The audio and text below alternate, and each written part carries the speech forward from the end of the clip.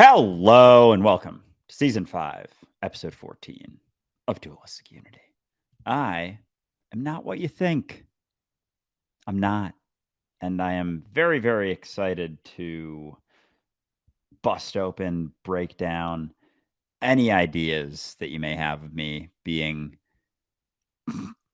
something spiritual, something that has anything figured out, someone that's teaching someone that's a good person.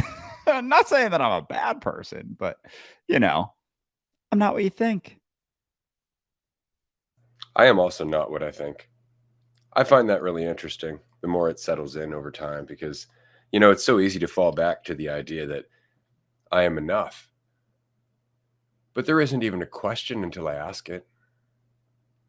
There's really no need to tell myself or even reiterate that I'm enough if I'm not asking the fucking question.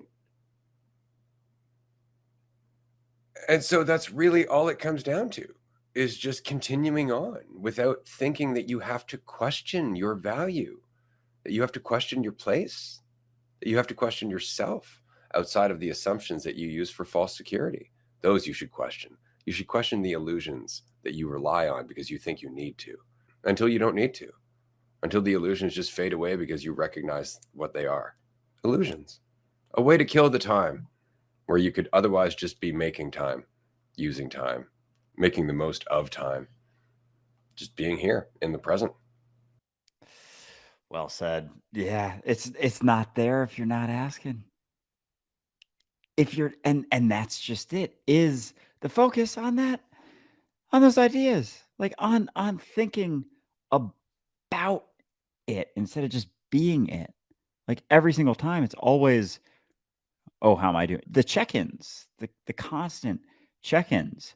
And when you realize that there's no possible way to do it adequately, it's just so you can feel a little bit better. Then it isn't there as much. And they kind of go hand in hand, but it's also a continued investment in it as being correct. Well, I think, and I'm so quick to forget how little evidence that there is when I do think a certain thing and then it isn't what I thought. There's never like a, oh yeah, I've been wrong about that a lot. I've been wrong about that like perpetually, forever, all the time. I've been incorrect, and yet I'm not willing to look at that. And so if you're not looking for something, it's not there. If you're not looking to reinforce an idea, and another beauty is that it reinforces itself one way or the other. It's a perpetuated cycle. So both options are always right there right now. Both are right there right now. And the choice that you have is to focus on a conceptual idea, your assumptions about your conceptual idea, your opinion, your judgment, your perception, believing it's the truth, or being willing to recognize that it isn't. And the more you recognize that it's not, that it never is, the less weight it has to it. But as long as you think it has, there's a degree of weight there. But it's an option not to look at. It doesn't mean that the weight goes away. It just drops a tiny bit. And then drops a tiny bit, drops a tiny bit. It gets a little bit easier, but it's still moment to moment to moment to moment.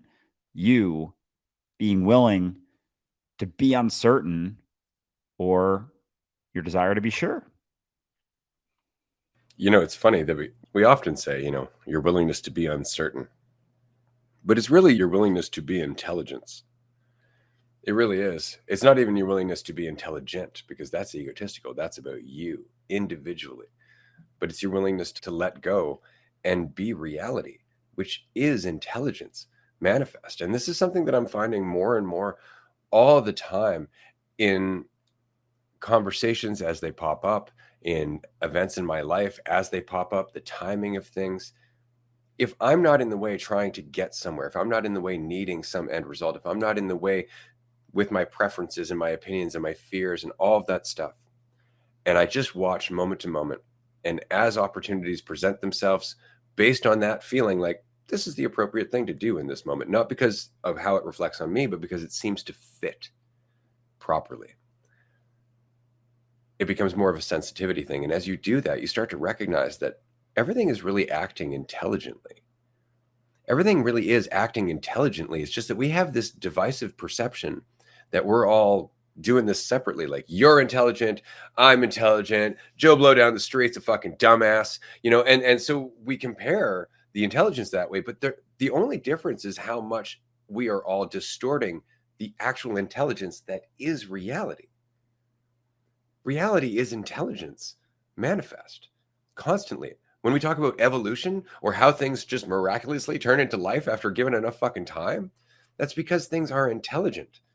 And given the right environment, that intelligence finds a way to continue to grow and adapt and expand. Life is intelligence. We make the mistake of thinking that, because life isn't walking around going, look at all of these concepts that you must know, because life is intelligent enough not to use concepts. Life is intelligence, whereas concepts is more of a degraded form of intelligence. It's kind of like that old joke where the owner's looking at his dog and he says, if you were smarter, you'd be able to talk. And the dog's thinking, if you were smarter, I wouldn't have to. I love it. And you can't improve intelligence at play. You can only get in the way.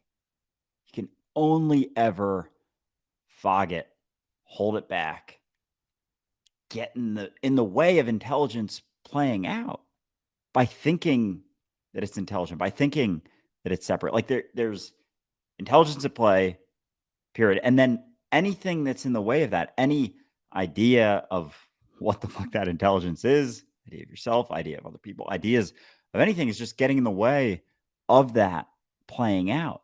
But there's not a way to improve it playing out. There's not a way for it to be better because it's not something that could even be different in a sense. It's just what it is. You playing out in perpetuity, forever, here and now. That's it. You can't improve that. How would you improve it? Well, I know how to improve it. That's getting in the way. Well, you would do this to improve. You try this, getting in the way. And it's that investment in the false certainty and oh well, I'm on this trajectory path, whatever. I'm becoming something more than what I am. Like your intelligence at play. At play. I don't even mean it in the sense of like playing, but intelligence at play. It's what it is. There's no direction to play. There's no destination to play. It's done for the sake. Play is done for the sake of play. That's what you are. And you can do that. It's an option. And it's fucking fascinating how we don't realize that we can do things for the sake of doing things. We can actually do something for the sake of doing it, for its own purpose, its own reward, its own thing in itself, not to get somewhere else. It's such an addiction, getting somewhere, striving for something. The control that comes with the sense of control, the feeling of control that comes with thinking, oh, if I act this way, if I do this thing, then this. If I say this, then this. Like, you don't know. You don't know. There is no certainty or control or guarantees, period. It's just you here now. That's all that you know. So you might as well be it. You're it. You right now are it. You're not going anywhere. You're not getting anywhere. You're not becoming anything. It's just you and your willingness to be it here and prioritize your experience for what it is as opposed to for what it's turning into, because you can keep thinking you're turning into something for your whole fucking life, and it's never getting you to the spot that you think you're getting to. Just getting you here, and you're already here, so might as well just fucking be it. Because again, you're enough until you question it. You're enough. Even when you question it, not only are you enough, you're enough and enough to question it. Isn't that funny? But this is why we're doing this episode live today, frankly, is because I really want to make this fucking clear. I'm not thinking about this shit. I'm not thinking about this shit. People come to me with questions. People come to Andrew with questions, and you need to know this is what happens. Somebody asks a question. We have maybe a small moment of, huh. And then we open our mouths and things come out. And that's what this is. That's all this fucking is. This is just us being intelligence, not being intelligent. Because you'll notice that there's a very big difference between somebody trying to be intelligent and somebody who is just being intelligence, because intelligence has a flow. It doesn't take itself seriously. There's a humility to it. Intelligent people, though, they like being intelligent. They like how it reflects on them. It's about them. It's not about how well they integrate with the rest of them. It's about the very little idea of them not seeming so stupid, not seeming so little, not seeming, like it's not enough. Now I'm intelligent. No, you're intelligence. We're all intelligence. And because we're all intelligence, because there is no division, you are not more fucking special just because you have an insight. You are not a high consciousness individual just because you're starting to figure this shit out. We're all the same fucking individual. All that comparison shit does is get you bogged back down in the journey. It just gets you bogged back down in the fucking idea that you need to be something. You don't. You're already it. You're everything. You can't possibly be more than everything. You just can't. The fact that you get to experience one tiny little part of everything you are, and that is all encompassing, it takes up everything that you're doing right now, is a fucking gift. It's a gift, because the rest of it is all still happening and it's all still you. And the beautiful part about all of this is the fact is that, as Andrew was just saying, we're at play until we make it work. This is the universe doing what it does. It doesn't consider it an effort. Reality doesn't consider existence to be an effort. That's all a matter of perception.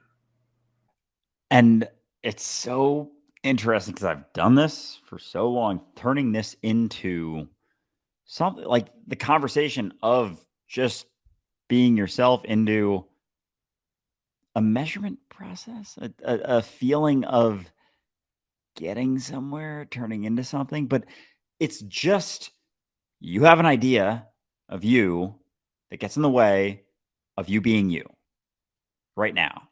And if that idea isn't there much, what's left is you.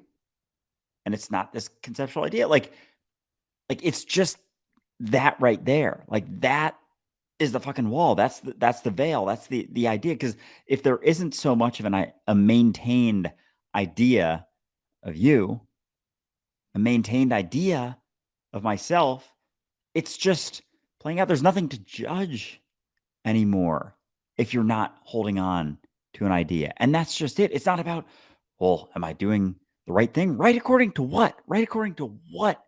Relative perception. Wrong according to what? Relative perception. There's no control in that. There's no certainty in that, but it's just playing out. And it doesn't get you to a place that allows you to feel better about things.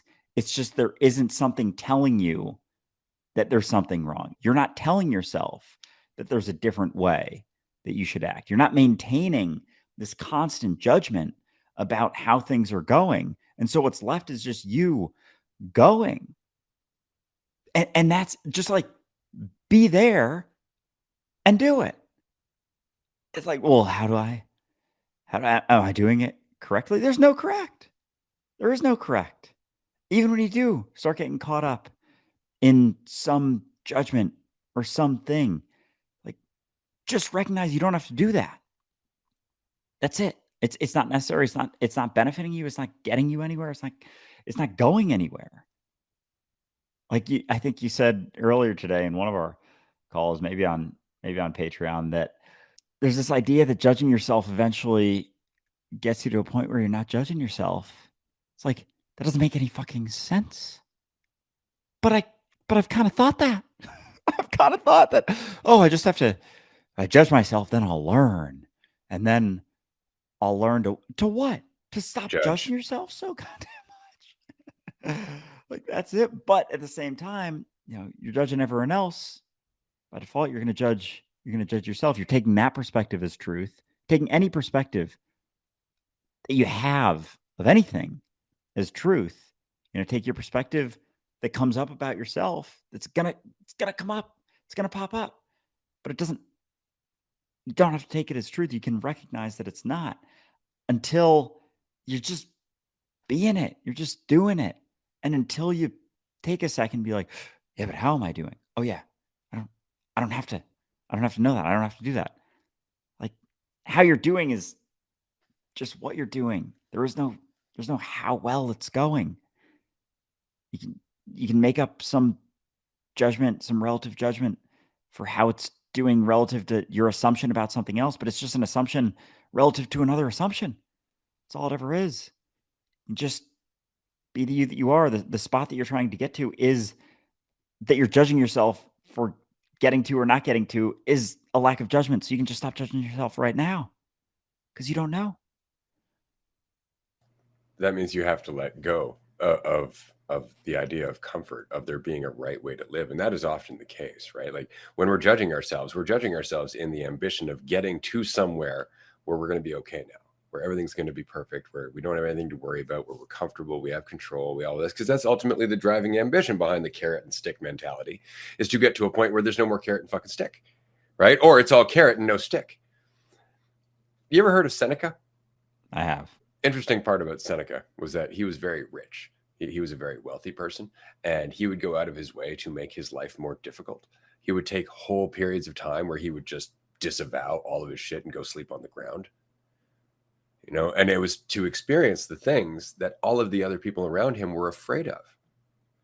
So that way he could recognize it wasn't worth fearing. That was the whole point. They lived in fear of poverty, of losing everything. And he's just like, yeah, I did that last Tuesday. Wasn't that bad? What are you so worried about? It's because you're defining yourself, because you're holding on to your shit. And it was because of that ultimately Seneca ended up avoiding an attempt to assassinate him. He had pissed off Caesar at the time. And so Caesar wanted to have Seneca poisoned. But Seneca ate nothing but berries and drank water. And so he wasn't able to get it into his food because he was too simple of a person.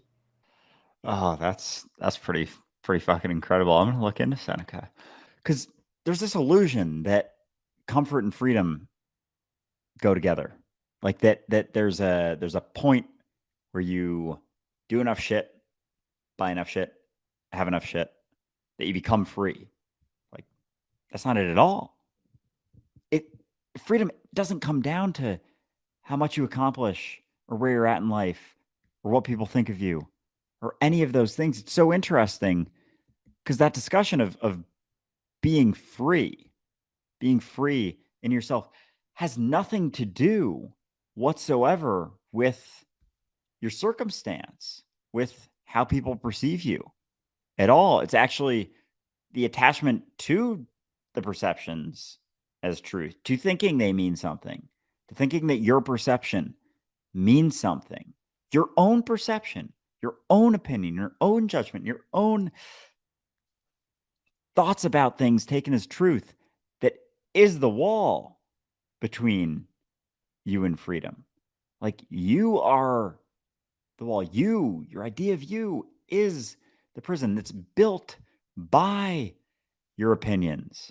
Oh, I don't like this. I don't know what's going on. A lot of things are changing. That means it's bad. No, it doesn't.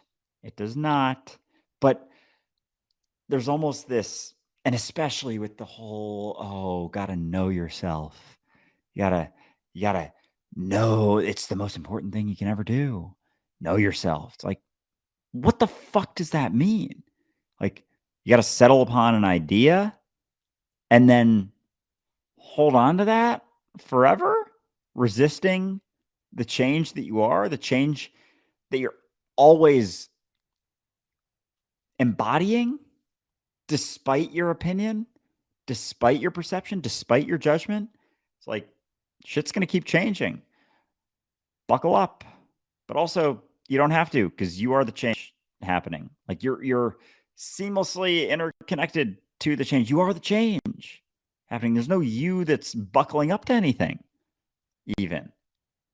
And and it like the perception of division, it causes me to think that there is some me that exists separate from everything. But if I'm not thinking about myself, if I'm not holding on to some opinion, like there isn't necessarily. It's just things are happening. Like until you pause and you're like, how is this going? How am I doing? It's like you're being that intelligence. You're it until you stop to wonder how it's going, to think about how you're doing. That's just it. How's it going? How am I doing? What's happening? Let me figure that out quick. As opposed to just being it. It's like you were doing it until you fucking stopped and questioned it and wondered, am I doing it? How am I doing? Let me make a bunch of fucking assumptions and then I'll be able to keep going. Going where? To the next point that you stop judging yourself? Yeah, that's the point. Eventually, I'll get there. I just got to judge myself to get there.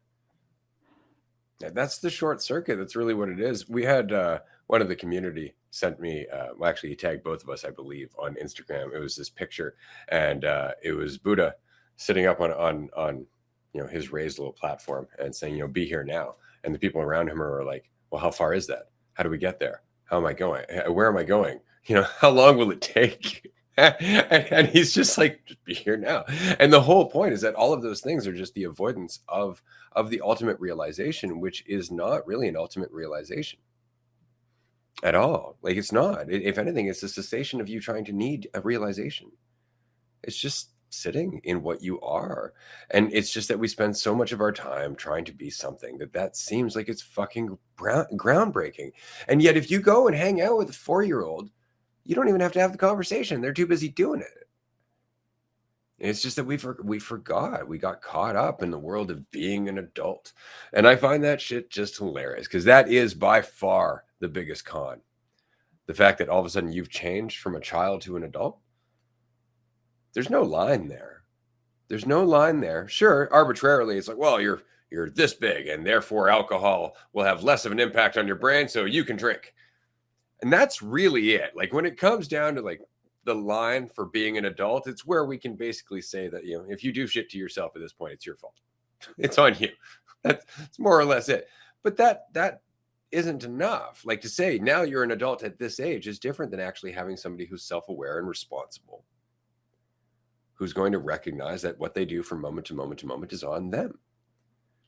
Because that is adulthood. Adulthood isn't different from being a child at all. It's the same lesson. And yet we seem to divide them. Like, oh, well, being a child was this. No, being a child is fucking hard. Being a child is fucking hard. It's ridiculously hard because you don't know shit. You don't understand shit. Everybody around you is telling you what to do. And you're just awash of all of these experiences trying to work that shit out. Find some patterns in a place that you've never seen patterns. You don't even know what a fucking pattern is when you start. Right. And so being a child is really, really hard. We look at our lives now. We're like, oh, being an adult is really hard. Yeah, because you make it hard. You make it far fucking harder than it needs to be. Think about it. All the biggest problems you had as a child, not knowing how to read, not knowing how to write, not knowing how to do math, not knowing how to speak, not being able to be big enough to get something off the top fucking shelf, not being able to strong enough to go downtown by yourself, not like all of those things are practically addressed by the fact that you've grown up. You can now go and do all those things. Where does the hard shit come from in your life? It comes from you judging your progress every step of the fucking way. At what point did that become the name of the game? Oh, right, school. Yeah, and that one, it really drives that home. It's so interesting how that desire for, yeah, over and over and over and over. Let's beat this fucking judgment, judge your progress. How are you doing? How are you doing? How are you doing? Weekly pop quiz, weekly test here, test there. Like the fact that that is a constant, it's like, oh, it's really fucked up. It's like really, really fucked up. Cause like as an adult, there's like work and jobs and stuff, but like the way that school is structured is like its own thing. It's Oh, it's like prison.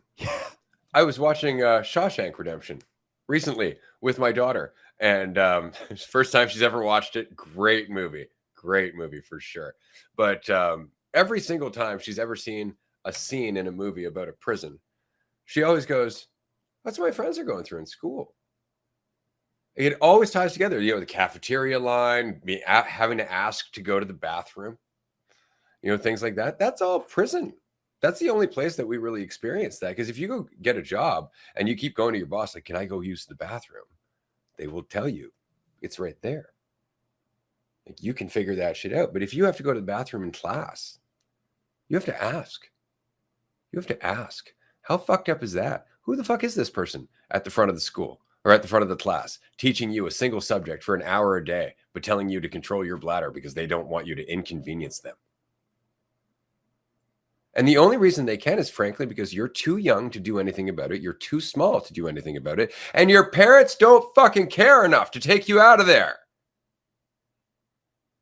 So you are their bitch. And they fucking know it. And while it has gotten better over time, in other words, they don't smack you over the knuckles with a fucking meter stick anymore, the fact is that they beat you down psychologically every fucking day while they're looking for disorder after disorder after disorder, which would explain why you won't listen to their ridiculous fucking demands that you do everything they fucking say. There's got to be something wrong with you, right? Oh my god. The comparisons to jail are unreal. Like, it really did. Like, I've started reading a bit, but like there's so many things that I did enjoy growing up. Like, even writing. Like, I can remember elementary school, and I loved, like, I had a like these short stories I would write about a lizard that would like travel around the world and like the universe, and just have all these wild stories. And like, I really enjoyed doing that stuff. And over time it was like gotten more and more like, do it for a reason. Holy fuck, like, do it for the grade, do it for the thing. Oh, you want to go to a good college, right? You want to, because then that'll set you up for the best job, and you want to get a good job, right? Because then you make lots of money, and then you can get this and that and this and that, and it's like, okay, for what though? Like, what's the end of that? It's like, well, safety, security, comfort, not fucking freedom. In no way is any of it freedom. Like, we start off not being free. We start off in a prison. Think like our whole fucking structure, nothing is driving towards freedom. No wonder it's not talked about. No wonder everyone's walking around like they have a fucking stick up their ass, talking so concerned, so hesitant, so afraid. Because there's never any point. It's like, what's the point of all this? And then we're like, talked about this morning too, but it's like, oh, I keep striving, keep striving, keep striving for what? For what? So you die? Well, then you go to heaven. Then you go to this magical place. And no one fucking thinks about heaven for more than a second. It's this comfortable thing, but animals don't go to heaven. Nature doesn't go to heaven. Nothing fucking goes to heaven. Those people that you don't like that are still pretty nice, like, they're going to heaven. All the people that you probably do enjoy and appreciate aren't. And also, which fucking version of you is going to heaven? Exactly. Is it the one that was born? Is it 2-year-old you? Is it 80-year-old you? Because both of those would kind of suck. So is it just a bunch of 20 to 45-year-olds up there chilling, but you can't hook up with each other? You want to get off it. It's like, no, can't do that, because those are all mortal sins. All the things that all the passionate things you do, those are all mortal sins. So if you do want to do anything, you got to get married. Who are you going to get married to? You're going to stay with that person for eternity? Because what is marriage now? Well, is that an eternal thing, or is that just temporary? Well, then you got to get a divorce. But then you leave heaven and go to hell. So which part of you is which version of you is going to heaven? How exactly does that play out? Because there's no animals, no nature. It's just, what is it? Just concrete walls with a bunch of people walking around. It doesn't make any sense if you actually look at it and think about it. It's like, oh, it's just everything I ever wanted. But what if someone else wants something different? Or do you have different heavens? Oh, so then you're alone in heaven because it's just what you want, but the other people want something else. So which is it? What is it? What does it look like? Exactly. "Ugh, stop that. That's disrespectful. How dare you do that?" Like that's So just forgive me. exactly. God damn, it's fucked. It's so I love it. Oh, I see. It's an ongoing source of entertainment for me more than anything else, and it's just because I mean, frankly, religion has lost a lot of its teeth over time. It really has. Once upon a time, religion was the schooling system. Like when you were brought into the world, you were brought into your culture's religion, and that was the basis for your judgment, the basis for your education, the basis of everything you needed to know. Whether you were studying the Torah or the Quran or the New Testament or whatever it might be, you were judged based on your knowledge of that. Can you quote chapter and verse? Can you do all of that? And religion has lost a lot of its teeth over time, to the point now where they use copper fucking goblets instead of gold, which is really satisfying to me. But it's just because that game became a little bit too obvious, and it led to too many fucking wars at the end of the day, too many religious wars, and that led to a lot of bloodshed over time. And so we had to figure out a new way to judge ourselves, and we did so in the name of education. We did so in the name of progress and technology and building a better world. And it got out of hand. The schooling system is one of those things that it's like, well, has nothing to do with religion. No, it kind of does. It really does. It worships at the altar of ego. It worships at the altar of judgment. It worships at the altar of control. For sure, that's what it is. I mean, all of your schools are basically churches, right? They're just churches that worship a different mentality. They're not worshiping a god. They're worshiping the idea of progress. They're worshiping the idea that you have to fit into the whole. You have to fit in to what's happening around you, and that's what they're there to do, is condition you to that. That's all the church was too, except they were calling the game.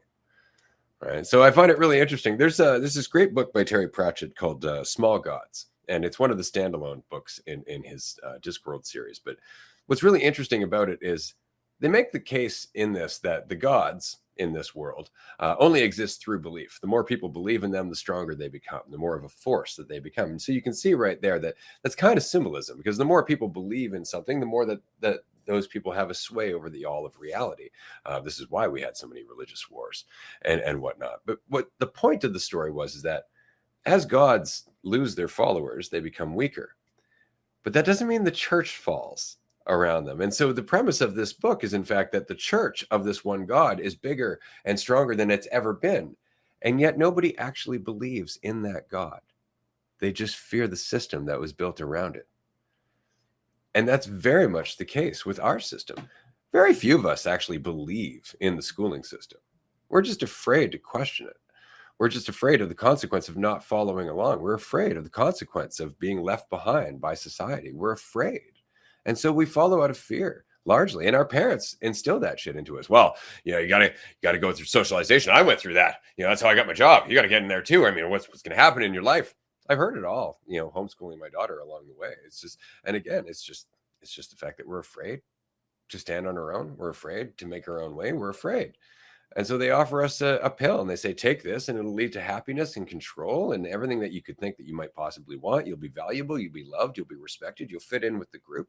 And what's funny is that anybody who's gotten out of high school and struggled to make it in the working world, or even figure out whether or not they can be happy just moment to moment to moment, knows that it's a complete crock of shit. such a massive fucking complete crock of shit. Holy fuck. Like I obviously went through school, did pretty well, like went to a college that people say is a good school. I like nothing. I didn't learn anything. Like I straight up don't know if I learned anything. Some of the math stuff, because I actually enjoyed that growing up.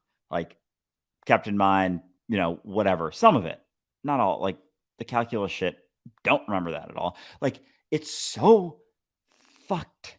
Because like even the classes that I don't remember anything from, I got good grades in them. I did well in them. I was I was like I did all the things. I did all the things. And yet looking back, it's like, okay, so what was what exactly was it for? Oh, was it just what was it for?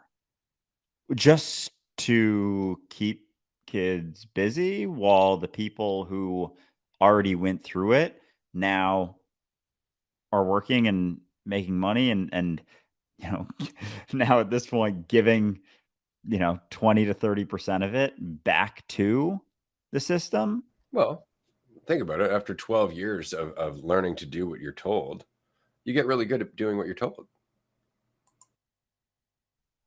Oh god, it's so fucking it's mind-blowing because even like I notice this in myself how like and oh god, it's uncomfortable for me to fucking recognize some of this shit, but like I am so much and I'm not putting it's like my fucking shit, my responsibility, but like if I and this was something that hit me recently. I went through so many fucking uncomfortable realizations recently, but on the other side, and it's fine. It doesn't, I'm not judging myself for going through it, but like I worked really hard. Like growing up, I was always getting somewhere, doing something for the sake of doing it. And if there was a path, if there was a journey, if there was a structure, it's like, yeah, just put your head down and grind that shit out. And I would. And it was because I was for the next thing. It was always like it was like almost literally looking at a carrot. Like it was, yeah, oh yeah, getting there. Ooh, ba, ba, ba, ba, ba. Oh yeah, getting there. All right, how am I doing? Yeah, we're getting there. And it was like that. Literally, holy fucking shit, dude. Like my whole life was that. And so I'm fucking 28 and I'm just just learning how to do things for the sake of doing them in my decision to do it, not for anything else. And it's like, it's weird. I'm not going to lie. It's fucking weird and uncomfortable. And like, it was so drilled into me to do things for something else that when there isn't something else, it's like I'm sitting on my thumb. I'm like, okay, fucking do something. And it's just that. But it's like I'm subconsciously looking for a reason, for a guiding hand. And it's Or a gold star. or a or a pat on the back. That's the reason. That's the reason that I have such an issue with the schooling system. Is that it's never just enough to be you. You always have to jump through the next hoop, and you are always evaluated according to all of the other kids. And it's the most superficial way of trying to raise children, of trying to help a human being grow, because it immediately develops this idea that you can be so easily compared. And so you start to believe that you can. All of a sudden, some kid gets a higher mark on math. You actually think to yourself, well, they're better than me. And you feel like you are less because of it. That kid could be 6 months older than you. Oh, we're all in the same grade. Yeah. And like at 8 years old, a month of development time means worlds. 6 months, especially. We forget that. We really do. It's like, oh, I was the youngest person in my grade. Do you have any idea how much that set you back compared to everyone else who was fucking like 8, 10 months older than you, had 8 to 10 months more development time? Like it might not seem like much now that you're in your 20s or your 30s or your 40s. But think about that, okay? Every year of your life as you grew up was 12 months that you had never existed before. By the time you're 8 or 9 years old, you've experienced 100 months ish. Every one of those are sizable in terms of how much you develop. Every single day of your childhood is huge. And yet we gather kids together. We're like, oh, they're all in grade 5. They're all at the same level. Let's test them all in the same fucking way. It is the dumbest shit. So dumb. I'm curious because I'm a May birthday. You're July. Were you old or young for your grade? I was young. Yeah, me too. Yeah, I'm curious if you look at that and which side of self judgment versus feeling good. Because like I was young too, and how much despite doing well, like I got good grades pretty much my whole life up until the shift kinda happened in middle school. I've talked about it before. I went 5th grade to ninth grade to a hardcore Catholic school, and it was ninth grade when it turned into high school that it was hell. It was fucking hell. Like, I straight up told my mom because it was, and I think I've told this story before, but, my sister who was 2 grades younger than me, so there was a school, different school. It was a Catholic school, but it wasn't like this. Like, it was like fucking, I'm not gonna say any comparisons because it would offend someone, but yeah, it was fucked. It was really fucked. Like hardcore Catholic conservative. And my sister visited another school. She was in 7th grade. That school started in 7th grade, went through 12th. And she got home and she was like, "Oh, it was awesome." She was just raving about it. Like, "Oh, it's nothing like Providence Academy," which is where we were going at the time. And I'm like listening, or I had just come down from like 4 hours of homework, and I was like, meanwhile, I'm fucking 14 at the time, just getting after being in school for 7 hours, getting done with my 4th hour of homework, where and I would sometimes just sit there, just feeling so much weight of, like, so much shit from, like, 8 different classes, work in every class, homework in every class, and I was like, and this was always the thing I wondered. I was like, do my teachers know that I'm in other classes? Like, are they aware that there's 7 others? Or do they think that I'm just going to theirs? Do they know that this is a 7-hour day? Or do they think their class is the only class? I would always, and I haven't even remembered that since, but I come down, I'm like, sort of sheepishly, like, "Mom, can I visit? Can I visit that school?" She was like, "Oh, well, yeah, I think so." She's like, you don't like Providence?" I was like, "It's hell. It's hell." And she'll tell that story, and we laugh about it now, but it's like, holy shit, it's insane. And I don't remember where I started that point with, but it's fucked how much it Yeah, gets and what's drilled worse, it home. has the justification of being in your best interest. That's the worst part about it. And you ask about your teachers whether they know or not. Frankly, they're just doing what they're told. They just want a paycheck. They're just doing what their job is. They're not thinking about you. As much as a lot of teachers start in the industry, in the same way a lot of politicians start out, with hope to change the system. After enough time, paying your bills, getting shit on by your boss when they're having a bad fucking day, dealing with kids, especially kids who are imprisoned. And after a while, you start to, well, they don't appreciate me. And no, of course they don't, Warden. Of course they don't. And you may not want to look at it that way, but that's exactly how the kids see it. And we forget that because we grew up and we dialed that shit out. As soon as we got out of high school, we started justifying it like, oh, we all go through that. Pass the beer. And we fucking get into the drinking hardcore. Why? To deal with the goddamn trauma. To deal with all the anxiety, all the self-judgment, all the fucking comparison, all the shit that we've just learned for 12 fucking years or more. And then we just bury it. We bury it and we do our best to just get by in the fucking world after realizing that the world doesn't work anything like we were just taught. Nobody gives a fuck if you were a fucking, the king of the fucking soccer team in high school anymore. Once you're out of high school, nobody gives a fuck. Nobody cares. Play your little ball. Nobody gives a shit. I've got bills to pay.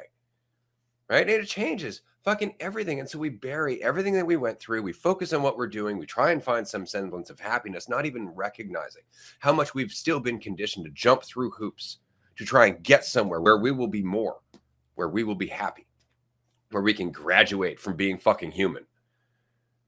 And that's really all it is. And so then we get old enough, we tune it out long enough, and then we put our kids in it. And it's just gone on like this for a long time. And we wonder why kids are depressed and committing suicide.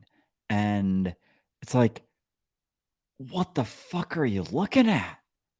Oh, it's got to be TV. It's the music. Oh, it's social media.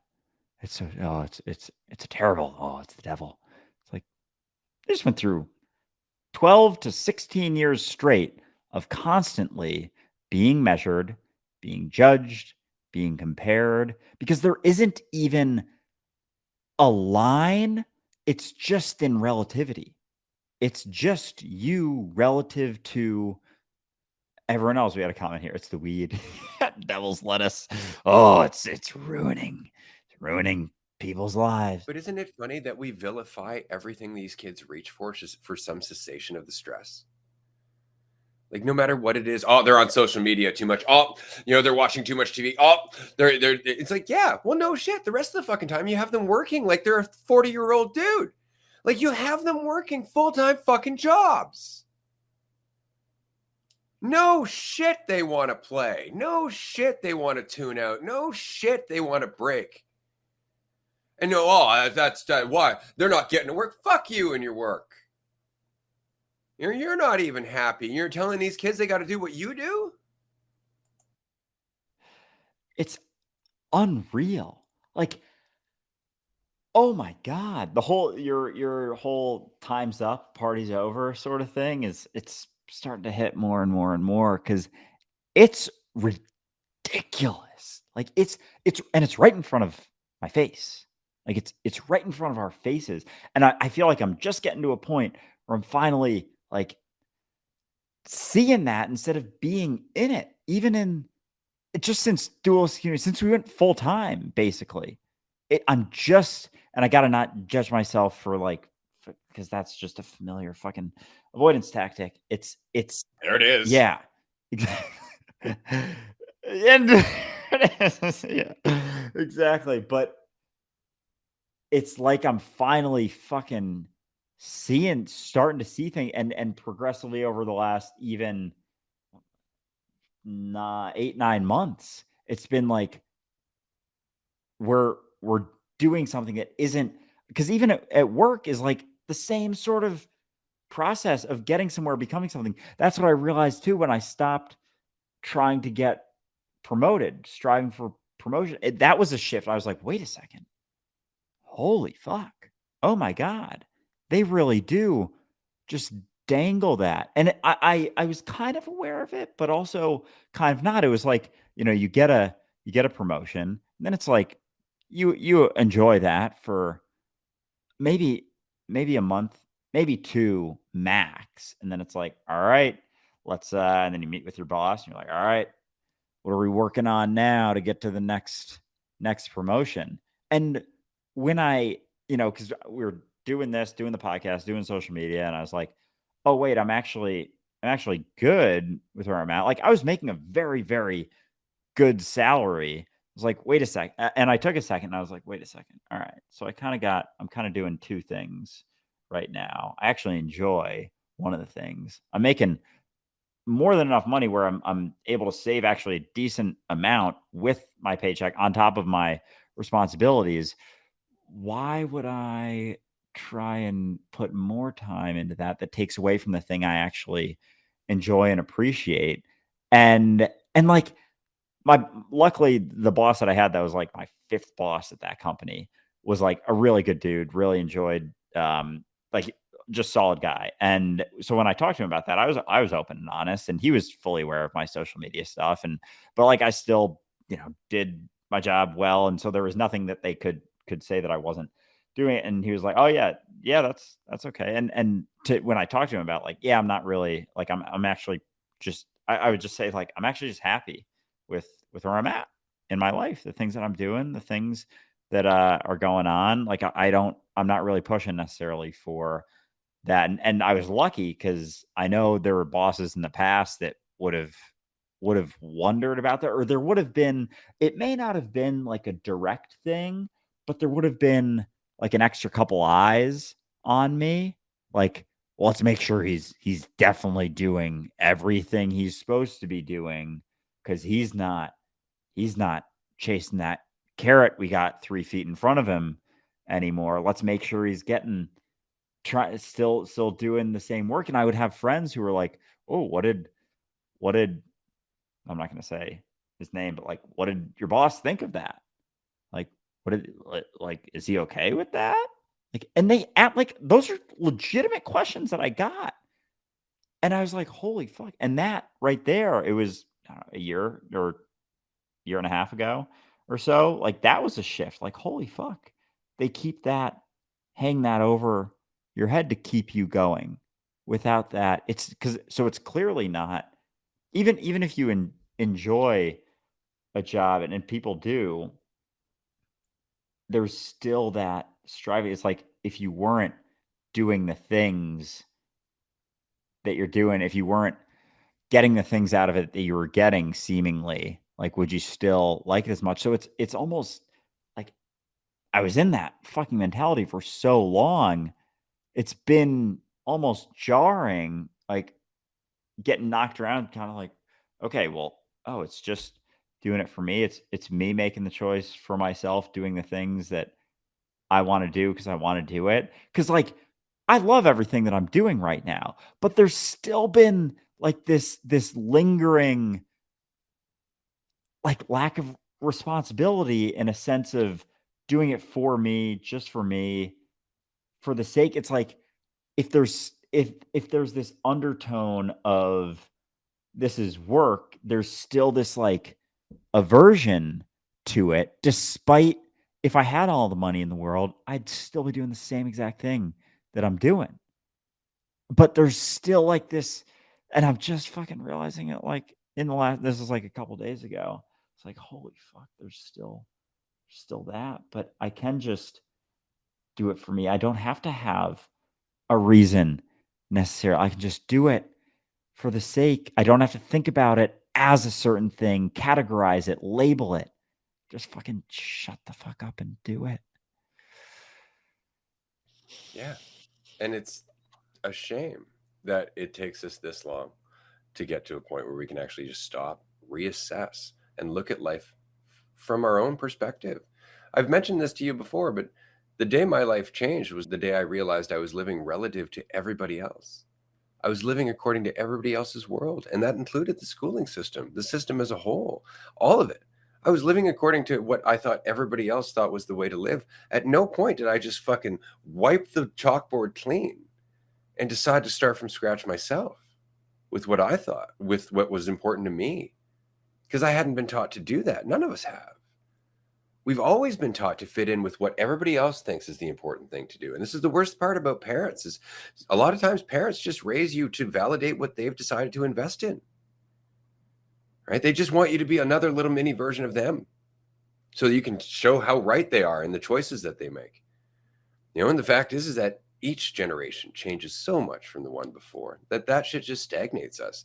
Like my kid is going to have insights and ideas and shit that I've never had. She's already having insights and ideas and shit that I've never had. And why is that? Frankly, because less people are taking up her fucking attention with their bullshit. That's really it. Less people are telling her to think this, and more people are like, "Hey, what do you think?" And so she's having a chance to express herself and explore whatever it is she wants to think. But we weren't really given that chance. And the system is terrified of a population of people who are not doing what they're told. Like that's really what it is. It throws everything into disarray. You got to remember, like the odds against the system are fucking stacked. Like they never want us to look at that. They really rely on our conditioning. They rely on the fact that we do what we're told. We chase the carrot. We run from the perceived stick, right? And as such, we are very easy to keep in line. Just make sure you got a Black Friday sale from time to time, and we're good to go. But the fact is that there are so few cops. There are so few government officials. There are so few people who are actually, quote unquote, in control that if you had a population of people who are just like, that's enough of your shit, it would all fall apart. There aren't enough jails to keep all the people who would say that's enough. And the system knows that. The system knows they can't beat us by numbers. They have to beat us by making us willing to submit. It's gotta be. That's all that it's like this, and it's the perception of this, the idea of there being a pot of gold at the end of the rainbow. It's like this fucking massive farce that you're getting some, and we just drop things in like, you know, heaven or certain fears of certain things. Well, if we're not in control, if you don't follow this, then anything could happen. Like, yeah, that's exciting from a certain perspective, but the the realization, and your daughter is very lucky have that, because even the thought of, like, the question, "Well, what do you think?" Like, I don't know if I was asked that until I got my first job, and even then I was like, "Can you tell me where I should start?" Like, where like, oh my god, school, it's like, this is the way we're just learning things. It's a one-way street. School is a one-way fucking street. Even when you get the opportunity to express something, it's a one-way street in the sense that you're gonna get graded and judged. And so, you better follow the guidelines. You better you better color in between the lines. Yeah, you can pick which color as long as it's between the lines. Like, even when there is the opportunity to choose a little bit, it's like, we'll give you a little bit of space to wiggle around here for a second. Give you a little wiggle. It's like, can I wiggle a little more? No, bitch. You're stuck there. There are these confines and you have to live within them, because you wiggle too much, we can't control you anymore. And if you wiggle too much, both theoretically or literally physically, we will give you medication. If you start wiggling too much, you're getting drugged. So you stop wiggling so goddamn much. And like, that's the process. But holy fuck, school is a one-way street. You learn things. You go to history class to learn about history. You go to math class to learn math. There's never okay, but what about thinking about, like, where did the math stuff come from? The people we're learning about, where did they learn to do all the things? Nah, it's not. You know, that's actually a memory for me. I just wanted to mention that very quickly that I remember very clearly in, I think it was a grade 9 um, math. My math teacher at the time was a substitute gym teacher. And so they didn't have a math teacher at the time. So they took this gym teacher who was fresh out of school, had never taught math a day in his fucking life. And they basically put him in charge of the class for the entire semester. And he was as insecure got. And so he was just more or less like, just follow along in the book, just read this chapter. And I remember one day I was just like, hold up, I have a question. We keep using pi. Where the fuck pi come from? Easy enough question, right? Like, I just want to understand. We keep using this number. I'm down. I have no problem with the number and the little sign and the whole thing. Cool. No worries. Why is it there? He got so pissed off. I got kicked out of that class. It's because he didn't know. He didn't know. And he could not admit he did not know. All he could do was reconcile the fact that I wasn't being a good student because I wasn't doing what I was told. Holy shit. And even that, I don't know. It's now, I would argue, my favorite quote ever by Anonymous. Just 3 little words. That was I was straight up told. I don't have specific memories, but I know I was told a number of times, because I remember the feeling, the fear of not knowing, the fear of not knowing an answer, of not knowing what to say, not knowing how to act. It was a massive one for me. That worry, that concern. If they come to me, they're going around the class, or asking, random questions. Oh fuck, I forgot about that. Like, the getting called on randomly. Holy shit. It's like, you were always stressed. They fucking taught you stress. They built that shit into your experience. It's a chemical imbalance in your brain. Oh, god damn, dude. Oh my god. Like, that's so fucked. Go like We don't want to question it. We don't want to question it. We don't want to question the system that everything is fucking built on. We don't want to question the conditioning machine that is our schooling system. And so we make excuses all the time. And in doing so, we empower the pharmaceutical industry every step of the fucking way. That's so it's really, like, don't let that shit weigh you down, but it gets dark. Like, it's like, a part of me is like, "Ooh, this is interesting how fucked up reality is, how fucked up the system is, how fucked up this mechanism of control, how far we've gone into control, like, into the investment in control, despite it not getting us anywhere. And oh god, the heaven thing's been killing me recently. But it's like because no one comes back and tells you, nah, it's a bunch of bullshit. And so it's like you can't not prove it. You can't prove it doesn't exist. It's like that is a fucking terrible argument. All these people, a billion people believe it. Another terrible argument. It's not a good argument. Do you get that? It's not even an argument. It's just pointing to a bunch of people who are afraid and desiring for there to be investing in something that requires them to believe in a payoff. And so they must believe it because of the way that they're living their life. To validate the way they're living their life, they have to believe that. Because if it wasn't there, they'd get fucking rocked. They would get fucking rocked if they were to really take a good look at that. And so even my little rant, which I'll probably turn into a video at some point about the reality of heaven. Would you really want to go to heaven? Have you ever taken 5 minutes to think about what heaven would be like based on the things that they tell you? That all of those things. Like heaven would fucking suck ass. Heaven would be a terrible fucking experience if it was exactly what they say that it is. But it's just this conveniently comfortable idea. It's like the cessation of all of my pain and suffering. It's like, well, can you maybe try and work on that now? It's like, no, because it's all these people's fault and it's all this thing and it's all this stuff and it's not my responsibility to deal with this because it's all these people it's their fault. It's they're triggering me. They're doing this. It's their thing. It's like that has just gone on for so long that now it's become this norm that we're not willing to question and feels too big to question. Like the school system just feels too big to question. It's like, have you ever wondered if maybe that's not the best way for kids to grow up? Have you ever wondered that?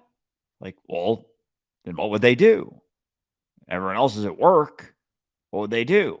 They'd have to be supervised by someone. It's like, yeah, it's a great question. What would they do? You keep living their life like we're not willing to find out because it's so fucking caught in that. But you can feel the shifts, the questioning, the willingness to let go of a little bit. It's like we're getting to a point that we're starting to realize, oh, maybe this payoff to this digging deeper and deeper and deeper into more and more false certainty and control isn't getting us to the place. And it's like we're starting to scratch our heads a little bit.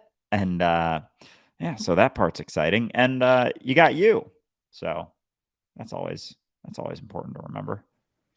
See, that's it though, is that we have committed to technology and we've committed to the idea of progress so much over the last 100 years, 150 years, thinking that it would deliver us to the promised land of peace and happiness and ongoing comfortability. And it just doesn't deliver. What it has done is create a population of irresponsible people who are anxious as fuck and don't know what the hell life is all about. It's created an entire idea that we always have to be doing something and we can never just be what we are. So fulfillment and happiness and peace just isn't a part of our priority. And as such, it's not a part of our system. But as we start to recognize that shit doesn't work, as it becomes overwhelmingly fucking obvious that this shit doesn't work, and we know this by the rise of mental health problems right now, we know this. Eventually, our priorities as adults start to change. Why do you think my daughter's homeschooled? My daughter is homeschooled because my priorities have changed. Because I've recognized that mentality that raised me will never get me to where they promised it would go. Ever. And so my priorities have changed. And as such, the things I teach my daughter have changed. I've taught her to be herself. I remember very clearly meeting a parent who's like, what do you want your daughter to do when she gets older? I'm like, be happy. I don't fucking care. Like, I really don't care what she does. I don't care if she wants to be a plumber. I don't care whatever she wants to do. Cool. As long as she's enjoying it and feeling challenged and she's doing it for her own fucking reasons, that sounds like the ideal situation to me, because it's not about just getting more. It's not about just having more. It's not about achieving more and being perceived by others, because that shit wears thin real quick. It's like whoever designed this idea never made it past like 25, 30 years old. Like, this is how we're going to live.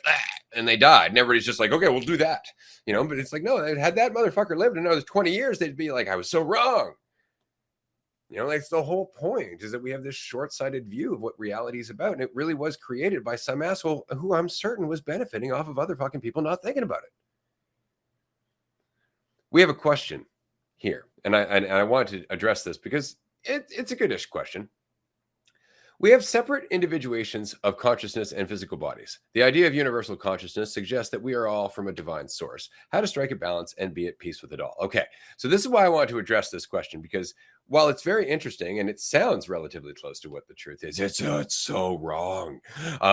We have separate individuations of consciousness and physical bodies. No, you don't, as a matter of fact. What you have is the perception of separation. What you have is the ongoing belief in separation, and the perception that you are divided is exacerbated by your commitment to your self-image. See, the more you are holding on to your idea of you, the more you perceive that you are separate from everything else, body and mind included. It's not actually the case. You can't be. You can't be separate. You can perceive yourself to be separate, but you're still being influenced by everything else. See, the whole thing is you're just fooling yourself. And you can do that. You are that limitless. You can fool that particular point of awareness. You can fool that eyeball into closing its eye. That's it. Doesn't mean that you're separate from the rest of the body just because you've closed the eye, right? But that's it. It's not that you're separate. You don't have a separate individuation of consciousness. You just perceive it that way because you're selfish and self-absorbed. You just perceive it that way because you want to look at yourself. And that act of looking at yourself separates you from everything else perceptually, and only perceptually. That's all it is. So it's not that you have a different individuation of consciousness. You have your own version of your ego. And so it's not about coming connected closer to source. It's just when you don't have so much of a conceptual idea, you're not taking your opinions and judgments and perceptions as truth. It's just what's left. Like, that's it. It's just what's left. Just what's left. It's not, you don't get somewhere to get it. You don't become something to understand it. You're just it right now. You got a lot of bullshit in the way. A lot of ideas, beliefs that you're holding on to, thinking that they're correct and true. And that's just it. It's an investment in your thoughts as truth, that false certainty that comes with it. It's not this whole big, grand, like metaphysical sort of deal. It's just right here, right now. You're holding on to a perception of yourself, a set of assumptions, and kind of amplifying that onto believing that everyone else thinks that as well. Whether it's purposefully or kind of subconsciously, there's this like assumption that everyone else is thinking the same thing about you, and they're not. And so what you are isn't what you think. And like it's just that. It's not to be something else. It's just that you're not the assumptions that you have about yourself aren't true, and what's left is reality. What's left is what is, and that's kind of it. And there's yeah. That's it. But we have a follow-up. Okay, so whether or not it's a form of reality or a perception, there really is a difference. We still operate within this thought form. Well, you still experience reality through the perception of division. Without it, you would have no experience. This is true, but that doesn't mean that that experience is the truth. It doesn't mean that perception is reality. And I think it's important just to keep that in mind, that you can invest in perception as much as you want to, but it'll never be reality. You said yourself that you have a daughter. I do. That implies separation too, doesn't it? No, I also have a spleen. That doesn't imply that it's separate from me. So how do we balance? We don't think about it. That's really it. Is the less you're thinking about yourself, the more in the moment you are, the more you are actually reality acting. And that's where insight lies. It's not about trying to understand unity consciousness. It's certainly not about trying to strike a balance between believing in divine consciousness and being yourself. It's about getting rid of the gap between the two, because those are just conceptual. The reality is what you are right now, which means you can use concepts all you want. But if you believe you are those concepts, that's a whole other hell. and so, yeah, even the idea, like, it's all of the ideas, like, it's not the idea. Your idea of the thing is not the thing. Like, that's it. Your idea of you isn't you. And so it's not about this conceptual balance or finding a equilibrium or perfecting it. It's like it's already in balance. It's already in equilibrium. You're already what you're striving to be. You're already whole and complete. The you that you are right now, there's not a separate you that you're becoming. There's not a you that you get to because you recognize these things. Like, okay, I'm whole and complete as I am, which will make me better than I am right now, and it'll help me be more relaxed. And once I recognize that the me that I am right now is whole and complete, I will be more insightful. I will have more insights at bay. People will like me more than they do right now because I recognize that I'm whole and complete as I am, and so therefore I'll become something else. There was no other thing they become. It's the you that you are right now with all of the perceived faults that aren't really there so much when you stop wondering about all of the faults. When you stop thinking that you have faults, when you stop thinking there's something wrong with you, it's hard to come up with something that's wrong with you. All the things that you think are wrong with you aren't there when you're not thinking about them, when you're not thinking that there's something wrong with you.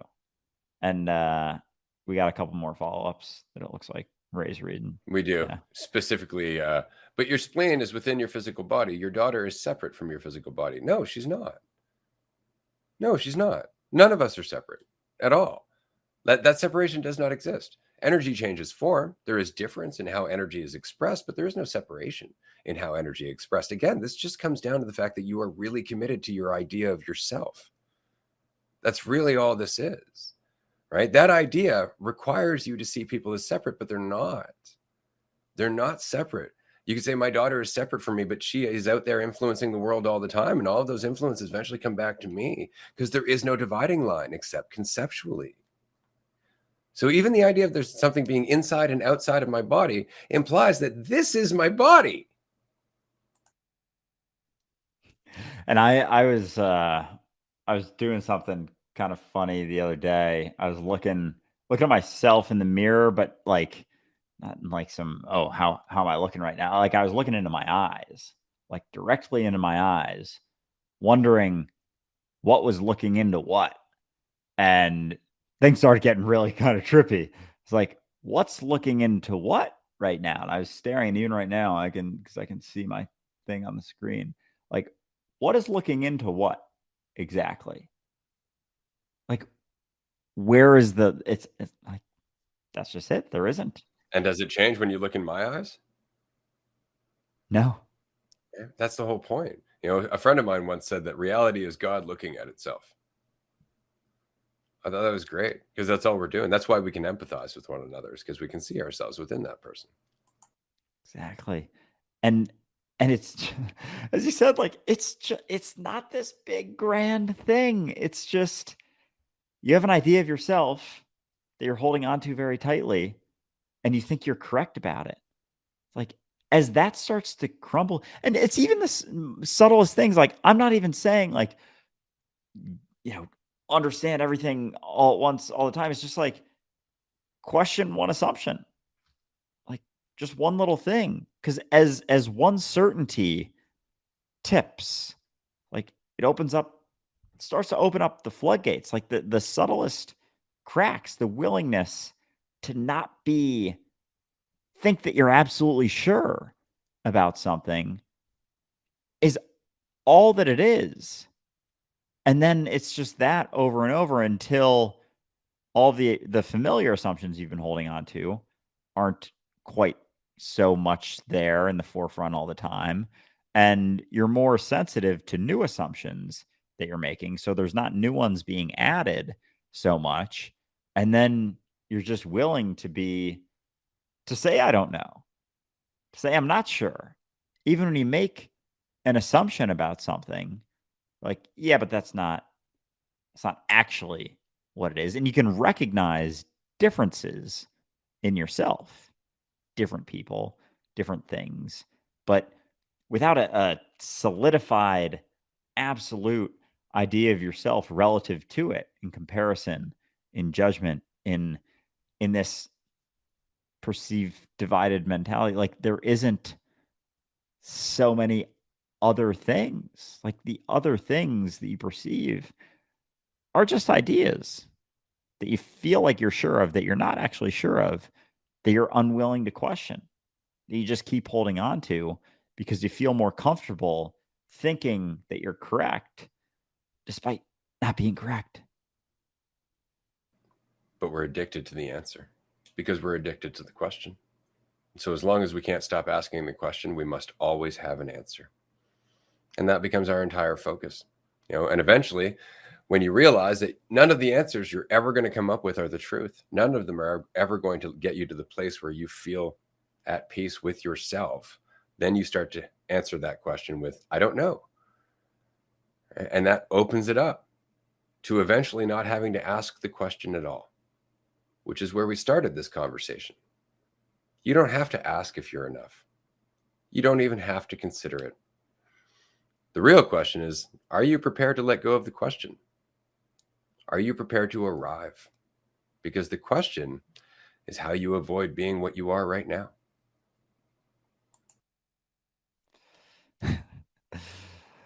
Oh gosh, that goddamn question.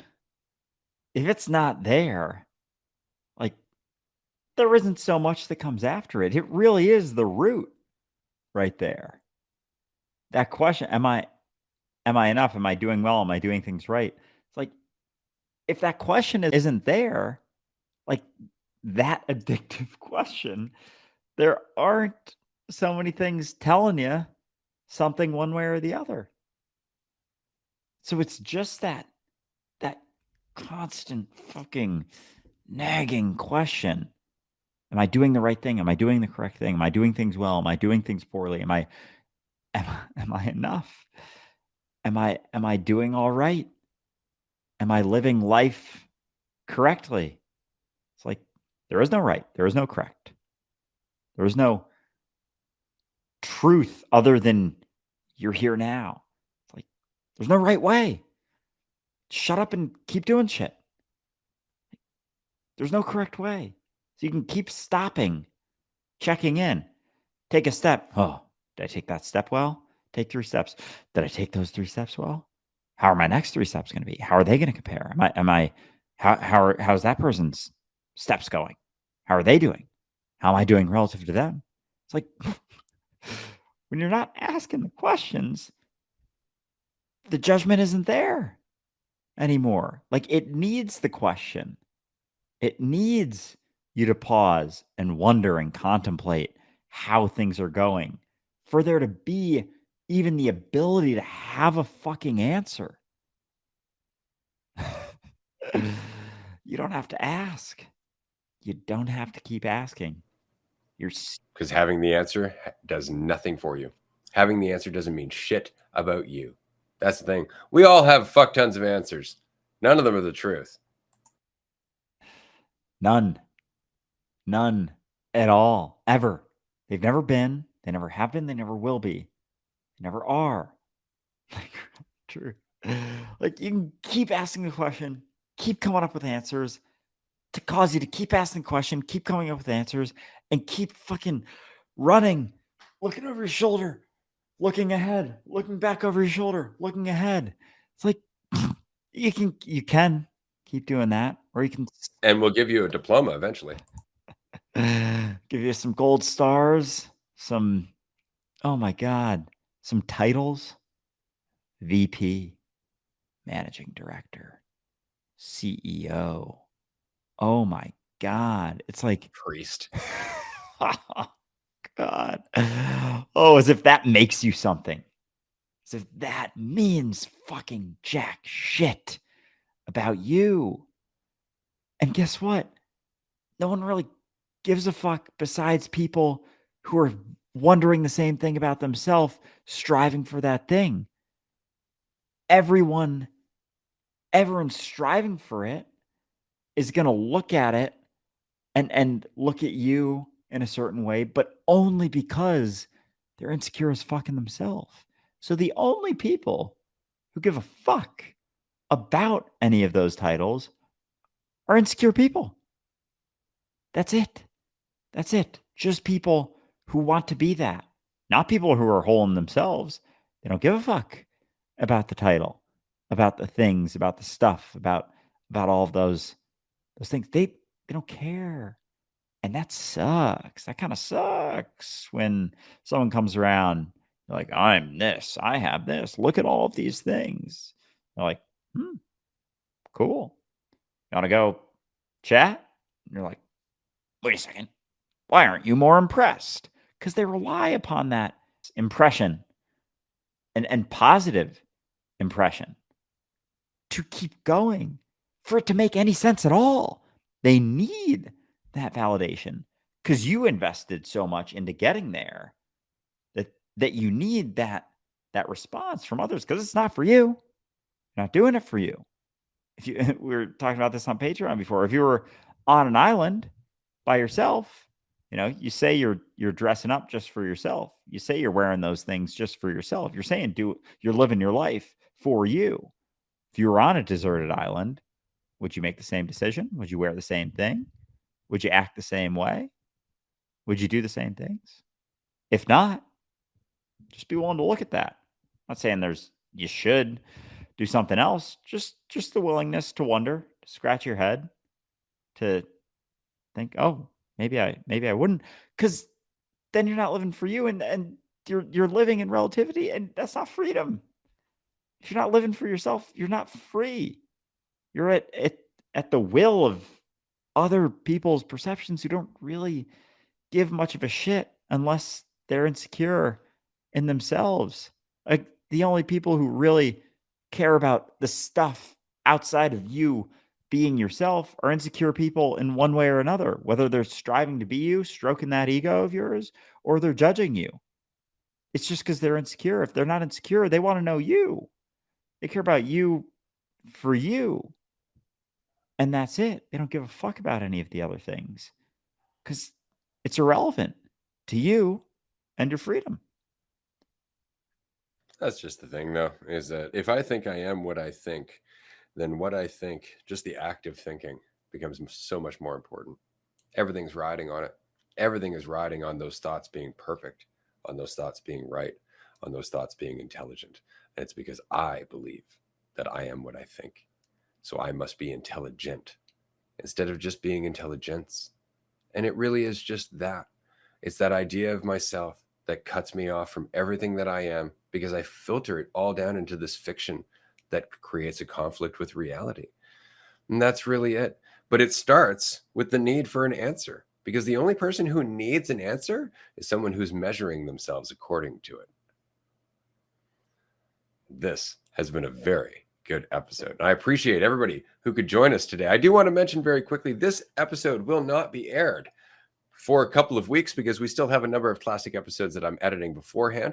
But if you're listening to this right now and you would like to join us in Vancouver on October 5th, we have a retreat coming up, the last mini retreat of this year. We would love to see you there if you can make it. If you can't make it, do consider the Netherlands. But this has been a fantastic conversation. And it's because, frankly, there's nowhere to go. We're not trying to give you answers. We're not trying to teach you shit. I am spending my afternoon at home having an interesting conversation because I like to do so. I'm talking to myself. Sure, there are other voices that I'm hearing, but that doesn't make them any less mine. And so the fact is that this is an exercise in just being. You're listening here and participating in this episode is an exercise in being. And look at all of this without any need for an answer, without any need to define yourself, without any need to be right. We've all just fucking grown together. This has been a blast. I'm glad we made this a live party here. Appreciate everyone for tuning in because it's fun. It's like I'm glad there was a look into how these how these go. I mean, there's the raw episodes and those are always live, but yeah, this is the classic episode. It's the same shit. It's just the same shit. There are differences. Yeah. There are differences. For example, we know going into this conversation that we had a track that we were on. We didn't know where it was going, but it's always fun to watch as you witness your own intelligence playing out, that it really does find its way to go full circle. It actually did so a few times in this episode. There's quite a few really good loops as we just kept going through the same process of recognition. But it's not because we were trying to get to an answer or an end result. It's because we didn't need to. And so it's just the process of watching reality play out patterns. And it happens all the time. If you get out of the way, you will see your life really does play out intelligently. All your relationships play out intelligently. People mirror what you are going through, whether you recognize it or not. And the only reason you can't recognize it is because you're focused on your idea of yourself rather than allowing yourself to see what you're really doing. So yeah, this has been just a blast. Thank you, everyone who could join us. We'll be back tomorrow. I think we have a roundtable or a call-in show tomorrow on Tuesday. So whichever that is, check out the schedule on our website, and we'll see you there. Bye, everyone.